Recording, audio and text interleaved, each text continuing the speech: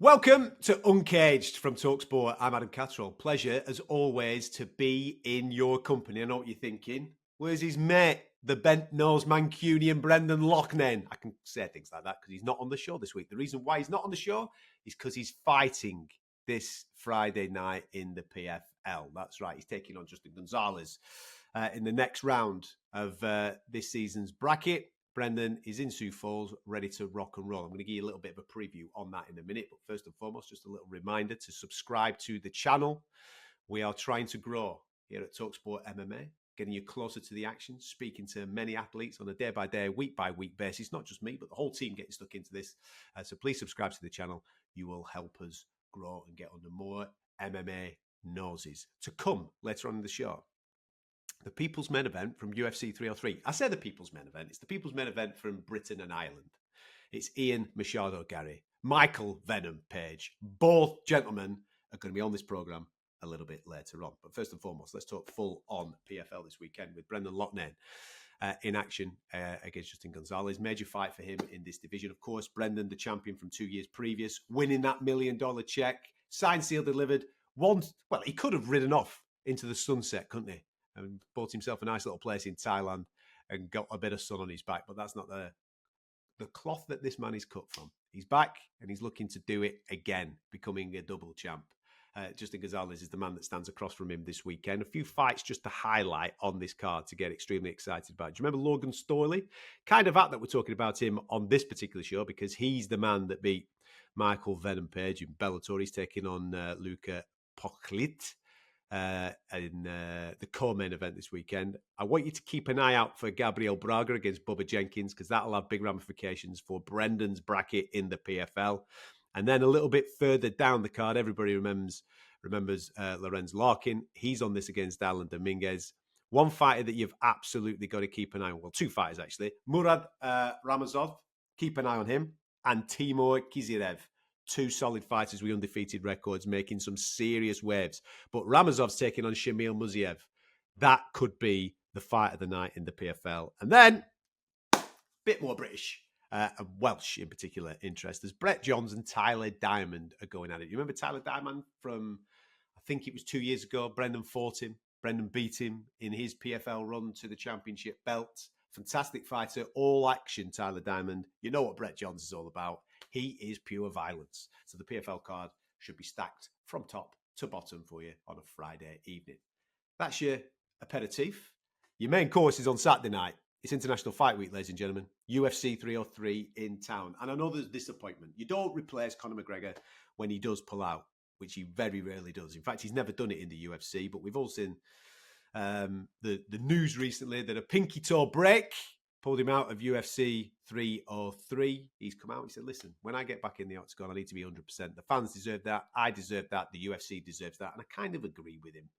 So we're pushing back Conor McGregor and Michael Chandler, which was the original main event. So how did the UFC solve this? Well, I'll tell you what they do. They don't give you one fight, they give you two fights. The new main event is the rematch between Alex Pereira and Jiří Procházka. Light heavyweight championship is on the line. What a fight. If you remember the first one, absolutely sensational. Was it a premature stoppage? That's for you to decide. I personally thought it was okay. But with the evidence that we've seen from Procházka's fight with Rakic at UFC 300, you know that man can take a whack and he will not go anywhere. You're going to have to nail him to the canvas to get him out of a fight.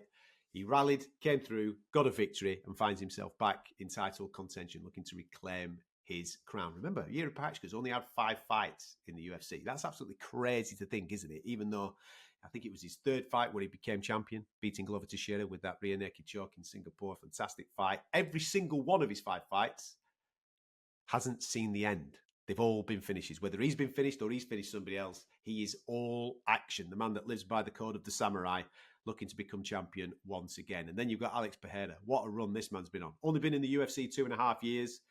Already middleweight champion, light heavyweight champion, and looking to defend his crown against Jiří Procházka. He is in that conversation for the pound for pound number 1. And who knows, a win at the weekend, jumping in last minute on 2 weeks' notice, whilst he's nursing broken toes himself and on a profile building tour of Australia, he could end up going to the top of the tree. It's a fantastic main event. The co-main event sees Brian Ortega back in action, which is really key for him. He's been out for a long period of time. Took 18 months off, didn't he? After the shoulder injury to Yair Rodriguez, came back, beat Yair Rodriguez in fantastic fashion, and now he's already back in the octagon in a co-main event against Diego Lopez, a man that has really shot to stardom in this division.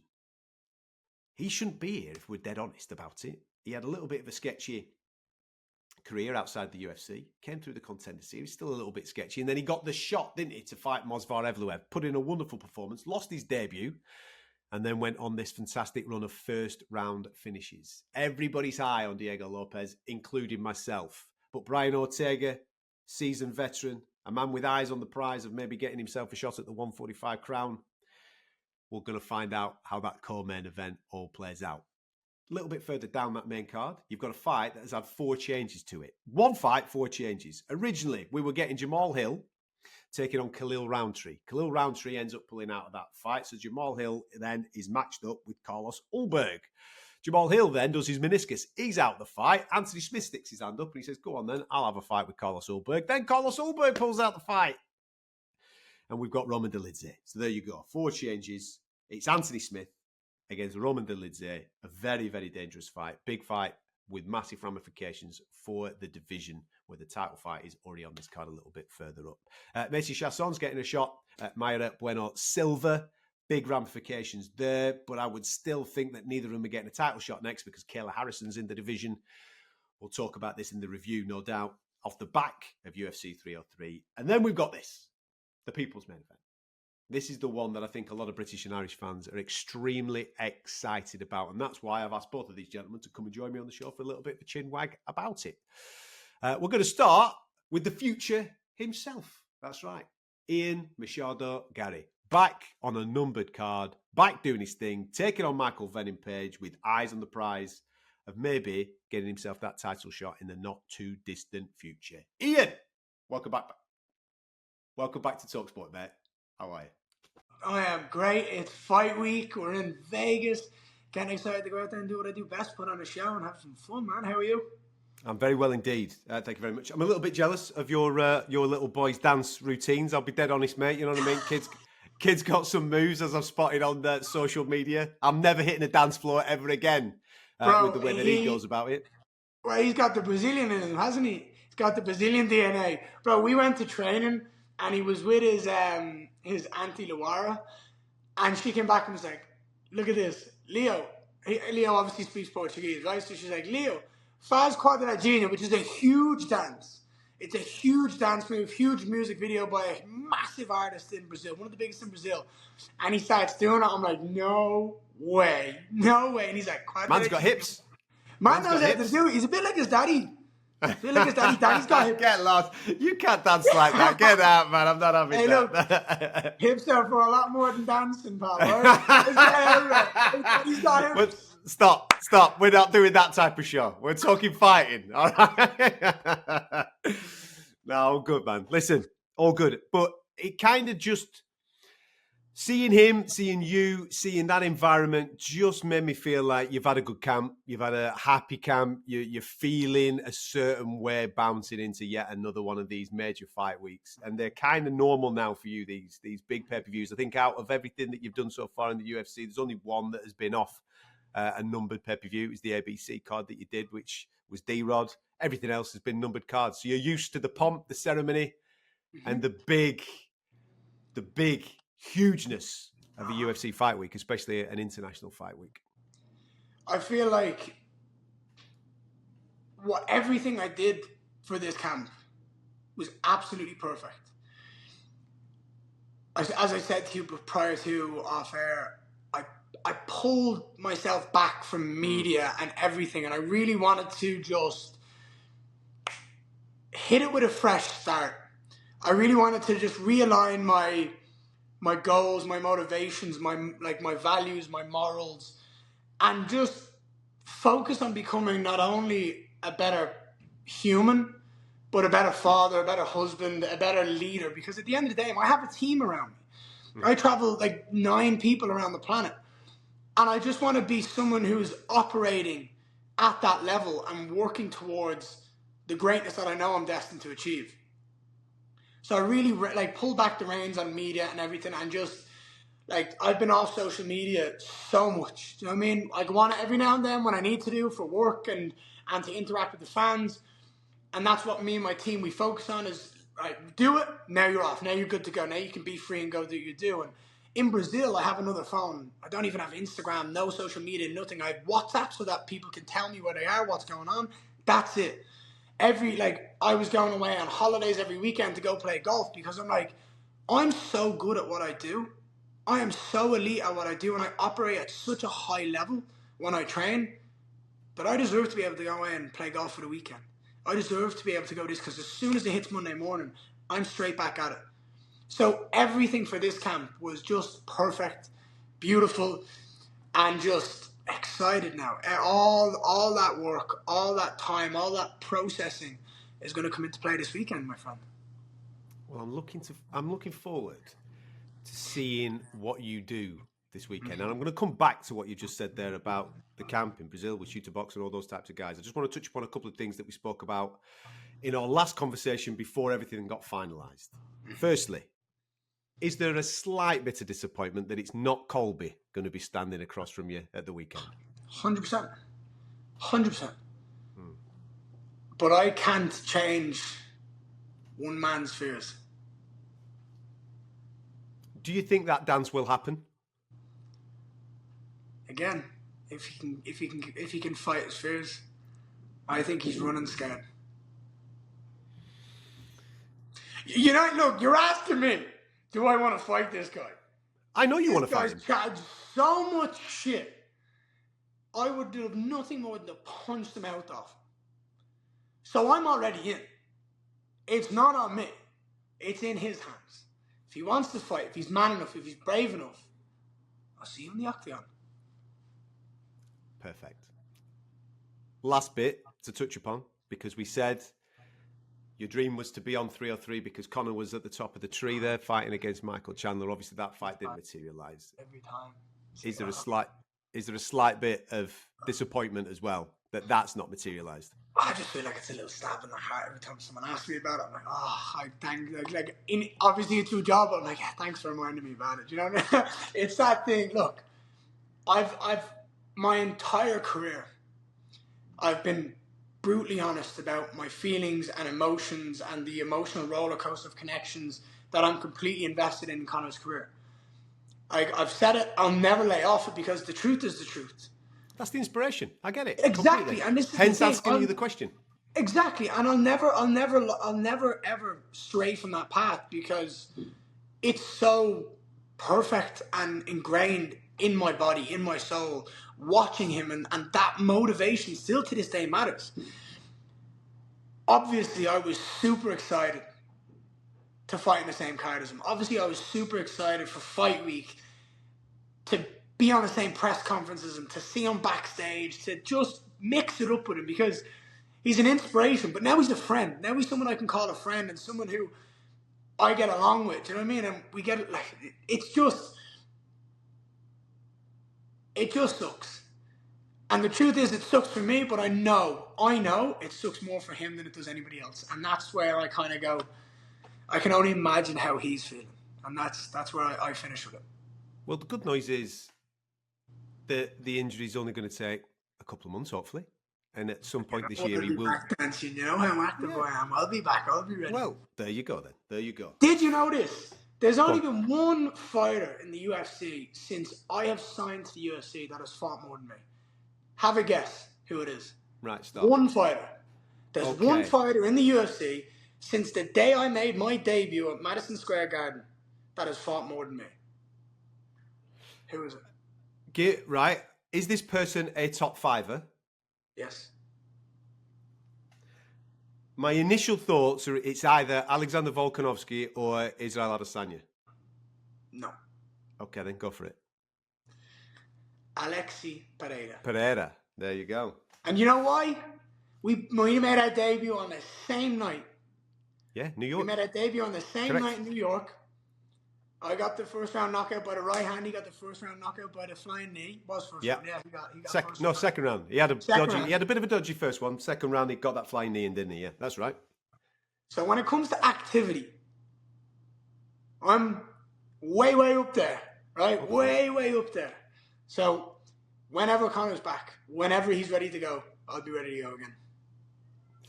Do you think what you were saying about a moment or two ago about the realigning of your thoughts, just taking that step back, getting yourself refocused, do you think that aligned with, in your head, I'm fighting on the same card as Conor, massive eyes, this is a big one? Was that part of the process or not? No. I kind of was telling myself, like, I'm not going to believe it until I see it. Like, until I see him on fight week, until I see him signing the posters, until I see him on the press conference. I was like, I'm not getting my expectations up. You know what I mean? I don't want to be disappointed because, as we see, look at the co-main event for this event. Yeah. It's the perfect example. We had Jamal Hill, Khalil Roundtree. We had Jamal Hill, Carlos Ulberg versus Anthony Smith. Anthony Smith, Roman Dolidze. That's the fight game. That's how it works. So me pinning my hopes on Conor being there is going to be a disappointment if he doesn't show up. I have fought many cards where Conor has not fought on the same card as me. Of course. So I focus on me and fighting, and if all the stars align, I'll get my opportunity.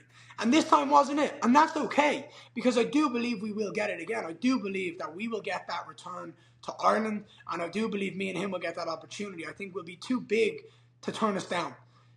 And I say that, he's big enough to do it on his own, but having two always helps, right? Having the second person. Two's always better than one, man. Two's always better than one. There you go. So it's that thing of like, the real focus for me was mindset. I've said it to you, and I've said it to everyone I've ever spoke to about this. I have zero fucking interest in fighting Michael Venom Page. Zero. And I've been blatantly honest about it because it's the truth. I don't want to fight down. I've only won in my career. I've only had success. And I want to fight the guys ranked higher than me so I can go out there and earn a title shot the way I want to do it. But that also has to play in with the guys above me being available and saying yes, of which there was no one. So now in this position to fight on that same card as Conor and get that dream come true, I have to fight someone below me. I'm as game as they come.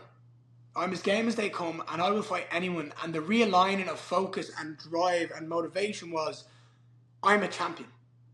I'm already a champion.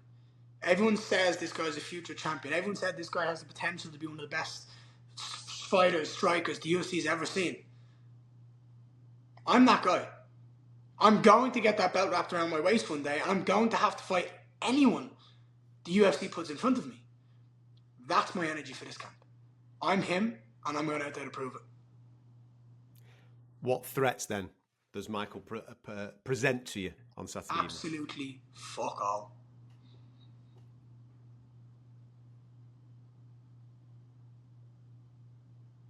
Nada. You don't see anything there whatsoever that you've got to be wary of in any way, shape or form? He's a very specific style. He tries to dominate the fight in his movement, with his footwork, with his awkwardness, and he baits people in. But you can't do that to someone who's better than you at that. With that then in mind, and this is where I wanted to get to you in this conversation, I'm fascinated with the work that you're doing at Shooterbox. I know that you're an elite striker. Footwork's great. Counter punch is fantastic. You've been picture perfect so far, right? Yeah, I took a left hook in the Keenan song fight. I shouldn't think. Let's add that one. We got to be real. Yeah, okay. Yeah, but you wore it. You know what I mean? You wore it. You got back up and you finished the guy. Okay, done. I'm fascinated to know what that work is that you're doing at Shooterbox. Because obviously these are guys there. We got Charles Oliveira working in that gym. You've got plenty of other people in that gym that have got stripes on their belts in jiu-jitsu for days, man, right? So how is that jiu-jitsu game developing, right? That's where I'm at with you. Let's just put a little cherry on top of all that to just finalize it. Not only am I working with these guys, not only am I in Brazil focusing on adding to my entire game, which I've always said I would love to do. For example, I would like to go to Russia and train with Khabib's team and do that sambo at one point. I've told you, I'm that guy who's going to travel and learn and grow wherever I possibly can. But let's stick with Brazil for a moment. You're forgetting someone else. His name is Damian Maia. I'm training with that guy every week. So I'm training with the single greatest grappler the UFC has ever seen on a weekly basis. I am waiting for the opportunity for someone to try to take me down. And then the gates will open. Until then, I don't know. What does then this fight do for you? You just said about fighting down. You're looking for the guys above you. The guys above you obviously then provide those jumps in rankings, okay? Yep. What I does think this fight would provide a jump in ranking too. I think he has a to name. what level? To what level? I think he has that name, he has that brand, but it's still not going to put me 4 spots up the rankings, right? Right. Do you know what I mean? It's not going to jump me up that high, but I believe it will still take me above two of them and get me into the top 5. I fully believe that.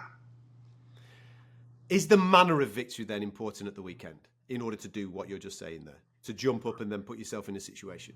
I've always said this, and I say this, look, a finish is always nice. A finish is always the goal. But getting your hand raised is so much more important. Mm-hmm. I've said this many, many times, and we've seen it in the UFC. We've seen people go out there, and we've seen them go for the finish, and then get clocked in return, and then it sways the way that round was going.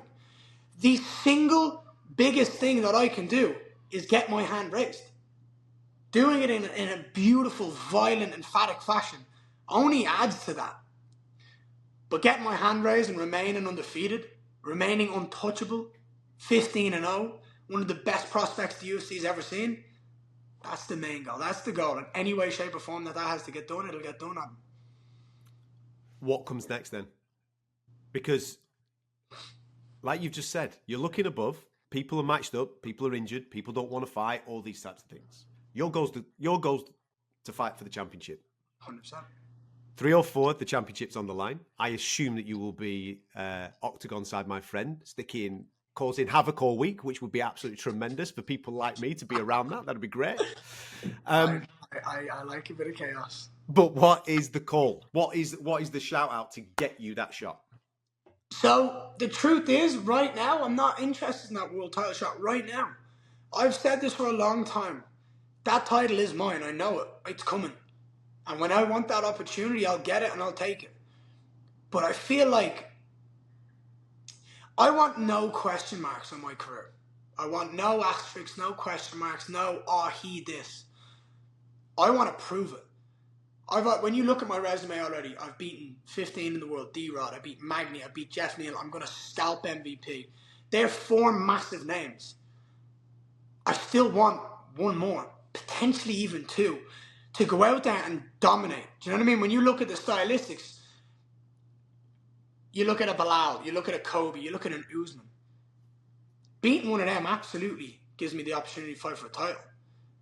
But beating 2 of them gives me time to develop the skill set to be absolutely unbeatable in every facet of the game. Be unrivaled, unmatched. And then when I get that belt, it's John Jones 2.0. We are dominating for years to come, and no one's going to touch me. So I'll see your name on the card at the Sphere. I'll see your name on the card at New York. And then 2025, we're rocking and rolling. Is that what you're telling me? No. I want one more this year. I want to go back. So I'm going back to England and Ireland after this fight. Because we've been traveling a lot. We've been moving a lot. And I want to give my kids the time to see their friends, see their family, and relax for a bit. And put my family first. Doesn't mean I'm stopping. Just means I'm being a good daddy, a good husband. Give my family what they need. But I want to go towards the end of the year. Okay. I would love a December Vegas again because New York's too cold in November. That's the truth. And let's be honest, they tax you heavily in New York, man. You want to be fighting elsewhere, don't you? Let's be straight. Come on. Bro, look, I'll fight anywhere. I know. If it's not cold. That's it. I ain't fucking with the cold. I'm not putting a hoodie on and gloves on walking. No way. So for me, it's a fight at the end of the year. Who it's against right now, let's see how the rest of the division plays out. Do you know what I mean? Let's see how the World Championship fight goes. Let's see who they want to put the world title against next. Let's see how it all unveils, it all unravels. And then I'll see. Do you know what I mean? I'll speak to the UFC brass after I get my win this weekend, and I'll see what they want, who they want, where they want it, and we'll come up with a plan. But the truth is, end of the year, finish it off with a bang, 3 fights this year, get my family what they need, go back to England and Ireland, relax, enjoy, soak in that energy, that power that drives me when we go off to work. And then we'll figure it out. But I can tell you now, pal, it's undefeated, it's untouchable, it's unrivaled, unmatched. I'm the fucking future. That's it. There's no one stopping me, no one getting in my way. Destiny's written, and I'm walking it. Listen, I can't wait to see what you do Saturday night. You know that I love watching you fight. I also like seeing you in fight week when you've got some type of fancy drip. You're always coming with some type of suit on a Saturday evening. So what have you got lined up this week, mate? Or is it to be revealed? No, I can give you the hints to it. I can give you the hints to it for sure. For sure, I can give you the hints to it. For those that don't know what I'm referring to here, right? On this man's debut, he rocks up. He had inside the lining, it was all personalised on that. The outside was personalised. Mate, it was the business. This is a UFC debut, right? The guy's just rocked up in the UFC and he's rocking up like a James Bond villain. You know what I mean? That's the way it should be. Fucking act like Beyonce, get treated like Beyonce. I am Beyonce. Do you know what I mean? That's it. That's the way we gotta act on it. Look, fair enough. When it comes to drip, when it comes to fashion and the way I rock up, business. This is business. That's the way we finish it. Listen, enjoy fight week, man. I know that you're in the thick of it. This is what you do. I'm looking forward to Saturday night because out of all the great fights, don't get me wrong, we've got a great main event which has been rescheduled. We've got a good core main, some good fights on there. But I think everybody on this side of the pond is interested in that one that's kicking off that main card. You and Michael doing your thing. It's the one. We get to go out there and prove it one more time. Listen, go well, my man. Thank you so much for your time. All the best, pal. Speak to you after the win. Always love speaking to that man. He's got the energy. I know that he's polarising. I know there'll be some fans watching this wanting him to get beat, some fans wanting him to win. That's the beauty of fight sports. You're all going to be tuning in watching him because he's just got that energy, hasn't he? The man that he's going up against is this guy who very kindly has given up a bit of time to come and join us on talkSPORT MMA. A little reminder, make sure you subscribe to the channel. Don't just sit there nodding along and enjoying the conversations from these elite athletes. Come and join the party. Become part of the community. Like and subscribe to talkSPORT MMA YouTube channel. Now, the other half of the People's Main Event at UFC 303 is this fella. He's only had one fight in the UFC, but he looked blooming good, didn't he? We've got lots to talk about. Welcome back to talkSPORT, the one and only Michael Venom Page. How are you, mate? Good to see you. Good to see you. Good to see you too. Listen, before we start any of this, I've got to know who I'm speaking to today. Am I speaking to Michael Venom Page, the fighter, or am I speaking to Michael Venom Page, the music producer, my man? Which one's rocked up today? Well, if you're, because we're not facing off, you're speaking to the fighter, it's fine. If we was fighting, you might be speaking to the producer. Mate, talk me through this, right? Because the first time I heard Venomous Undertaking, which is the name of obviously your walkout to your debut in Miami. Mate, I was blown away. I only heard it on the actual ring walk. I didn't hear any pre or anything like that. I didn't catch any of the promo for it. I just heard it when you came out. The cape was on. I'm thinking, what the heck is this? The showman has turned up. Here we go. Fantastic stuff. But I've been keeping on top of this now. And I know that we've got a new one lined up for this weekend. Yeah, we definitely have. Right, you're going to have to explain it to me, mate. Talk me through this because it's a different vibe. Last time it was dark. It had the Undertaker vibe. It had the reggae vibe about it. This one's a bit more disco, man. What's going on? Yeah, man. I feel like Vegas. I don't know. Vegas just gives me disco feel, you know.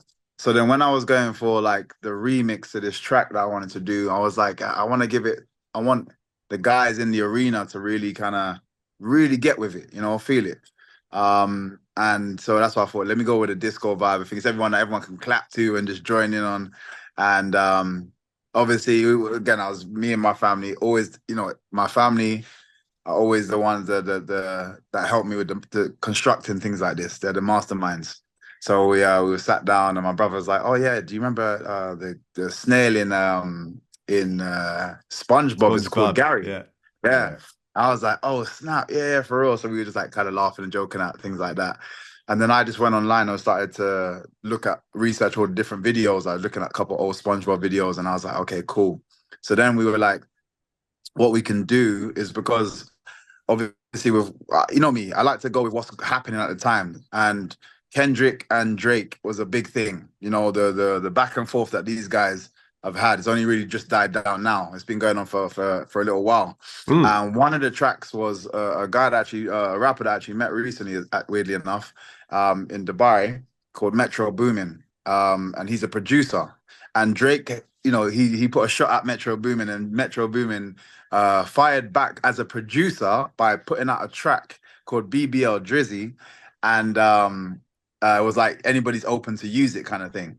So I was like, you know what, let me mix the times. I'm gonna use the Snell from SpongeBob, and then I'm gonna remix a track that is relevant to a lot of people. So I came up with the BBL Garry remix. And then again, it's just the teamwork of I got an amazing team. Kish, my creative producer, that puts just helps me, makes my vision come true, because I'm not technical like that. So all I can do is project my ideas and then have the team kind of put it all together. People tuning into this for an MMA interview wondering why we've started on music. It's because in the past we've spoken about the creativeness of the way that you view martial arts, that it be in a display, that it be in a performance, that it be in that creativity. This is just an extra extension of that creativity. That walk to the gladiatorial moment is part of the process for you. Yes, 100%. Like, I think it is a big thing. I think it also helps me. It also helps make the occasion way more memorable. Way more there's always moments in my career that I can tie back to, but there's always specific things in that moment as well that just brings a smile to my face. And there's a journey, there's a story and a journey behind all of those things, and it makes the story that much bigger. And on top of that, as you say, I'm a very creative mind. I need to get this kind of thing out in as many ways as possible. So and I'm in a position where I'm capable of doing that, and maximizing my creativity. Mate, I'm going to be honest. If you'd have just come out normal in Miami, I'd have been disappointed, right? When I saw the cape and I went, look who's just arrived. Yeah. Nobody on his UFC debut. Yeah, I've been here all the time, lads. I've been here all the time. You just didn't see it. Exactly. That's what it felt like. Literally what it felt like. It just felt like you guys are just late to the party more than, it being me. How special was it doing it in Miami? Again, obviously got a lot of family based there. I know that it would have been great for it to have been a UK thing, and we'll talk about that in a minute. But to get that done, Miami, top opponent with Kev, obviously the pomp, the ceremony, the ring walk, all that we've spoken about, and then to go and deliver a Michael Venom Page performance, well, there's a little bit of breakdancing in there. There's some spinning, there's some creative elbows in there. It had the works. You put on the display of a Michael Venom Page fight. Yeah, definitely. It was good to get. Like I said, I feel like I've seen it already, visualize it, manifested it already, and it was just a case of me going out there and executing. So I literally, it was as exciting as I felt it was going to be. I felt like it was weird, actually, the crowd, because I was there the year before for Adesanya's fight against Pereira, and it was just it was insane in there. The energy in there was ridiculous. And it felt like, and I felt it from the weigh-in, I was definitely the underdog in the sense that the fans there were more Kevin Holland fans, which is fine and understandable. I knew I'd win them over. But I felt like there wasn't that much energy in the room while I was fighting. And the energy I got was almost of confusion. Like, people were like, I can't believe I'm watching this. Like, I want to cheer to stuff, but I'm still stunned at what's going on, like, right in front of me. So it was quite quiet comparatively to the year before when I was you just walked out as the Undertaker on your UFC debut, and you're throwing shapes around against Kevin Holland, man. He's normally the guy that's talking the talk. So maybe that's what it was with the audience. They sat there going, who is this guy? Yeah, definitely. I feel that I do feel like there'll be a big difference. I think there's a lot of people that have won over, shall I say, in that sense now. So obviously coming out to Ian Garry, which is slightly different because he's kind of pegged himself as the bad guy. It kind of makes it easier for people to want to cheer for me. But also, I think that first fight has allowed them to be like, yeah, I definitely want to get behind this guy. Was the plan for you to do UFC 304? be in Manchester? Was that the original plan for you?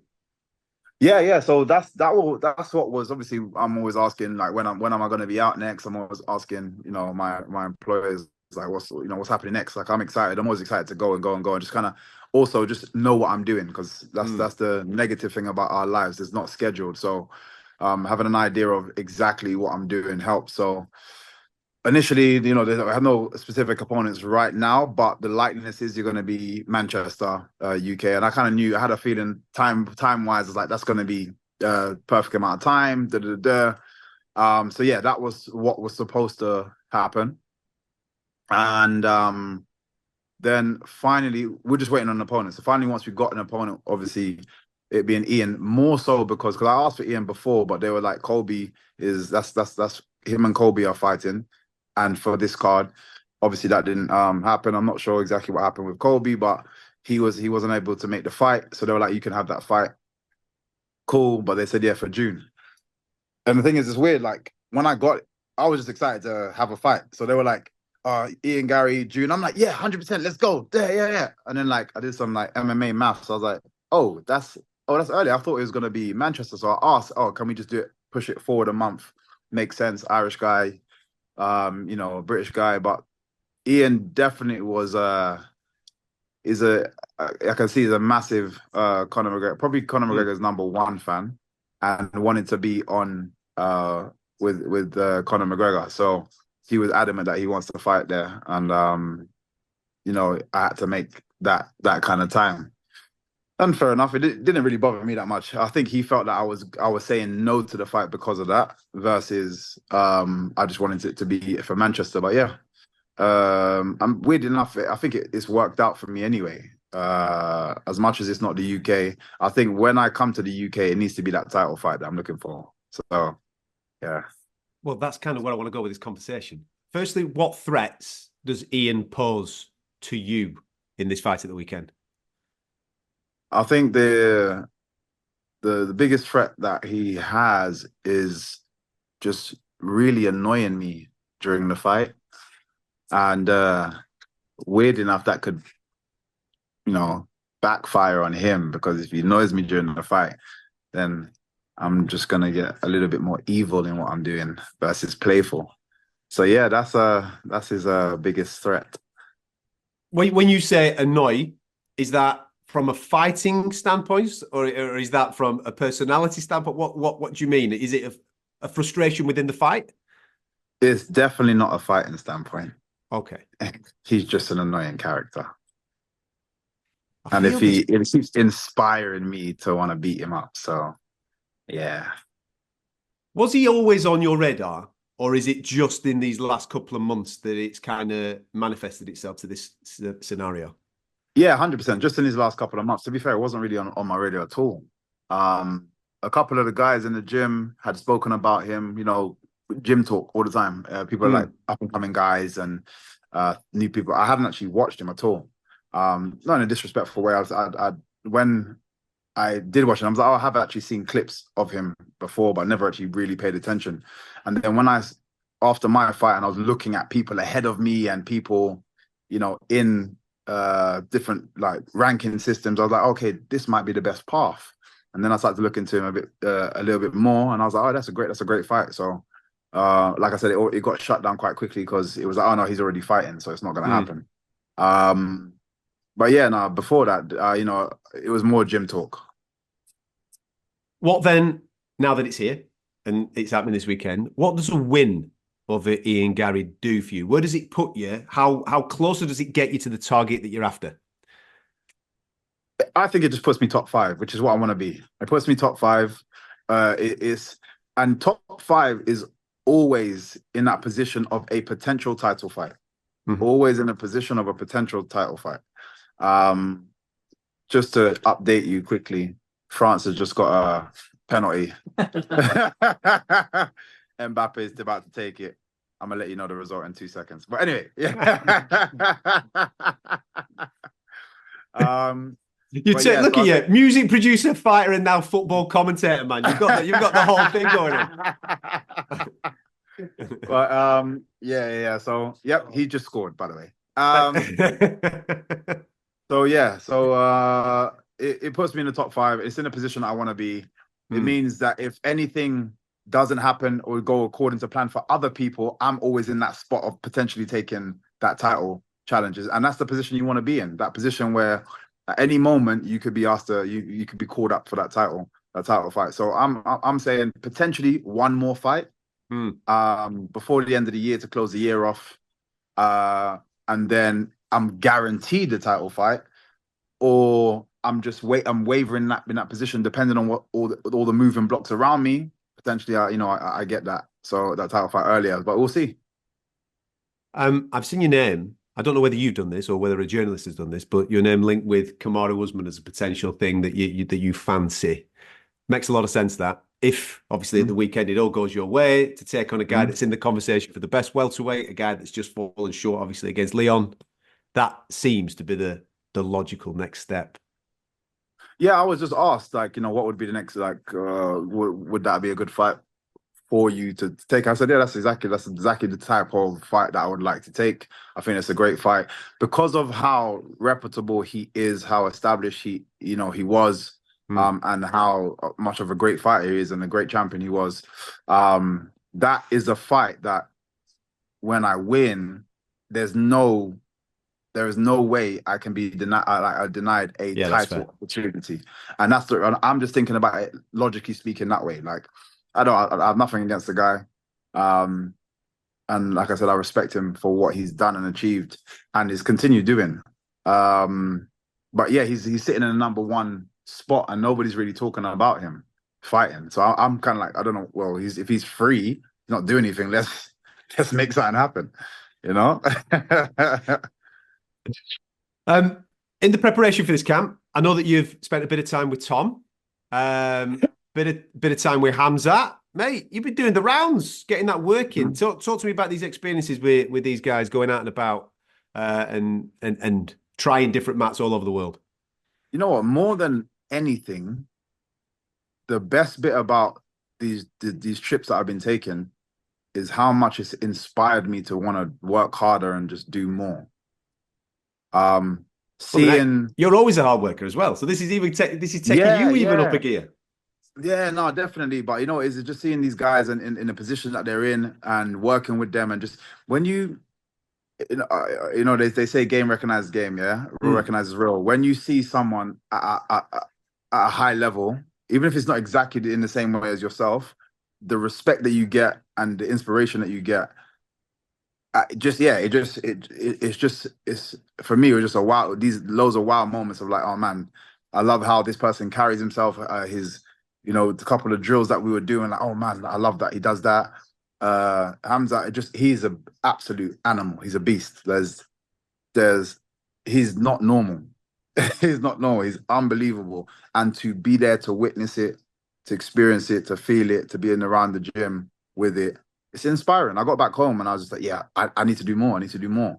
Um, yeah, and these for me, I need to keep. I like sometimes I need to keep craving, or I need to keep seeking those moments because again, our job is very difficult. It's very Mm. tiring. It's stress on our body. I am getting older.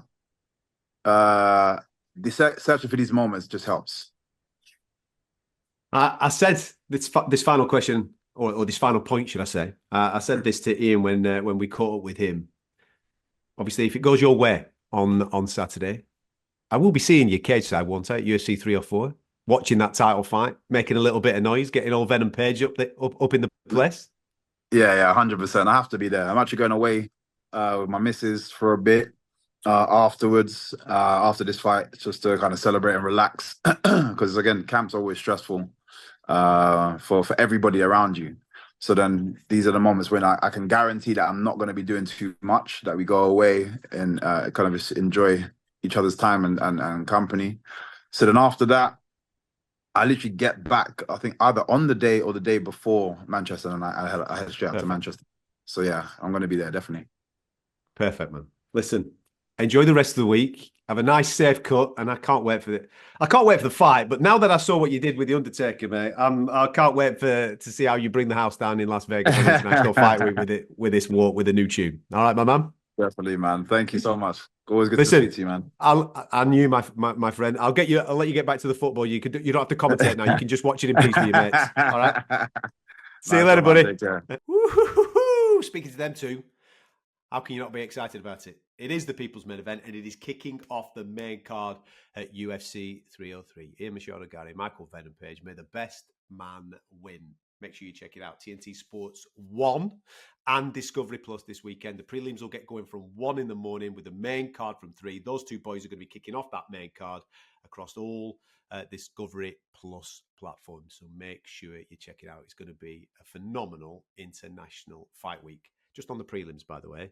Make sure you check out Cub Swanson, Andre Touchy-Feely. That's my tip for Fight of the Night. These two are going to leather the living daylights out of each other. So get there nice and early, get your popcorn out, and make sure you check that fight out. It should be an absolute cracker. Long show today, I know. Hopefully you've enjoyed it. Little reminder, Brendan, the reason why he's not here is because he's fighting this week. He's out in Sioux Falls doing all his media obligations, cutting weight, getting himself straight. We didn't want to disturb him with the time difference and whatever. We want him fully lasered in to his Friday night showdown. So make sure you check that out first and foremost, and then make sure you come back and check us out after UFC 303 as we give you a full review of everything that happened. Brendan will obviously pick the bones out of his own fight, and we'll be talking about Alex Pereira, Yuri Prochazka, a fantastic co-main, and that we've just been speaking about between Garry and Page should be an absolute belter. Make sure you like and subscribe to the channel, and we'll catch you next time.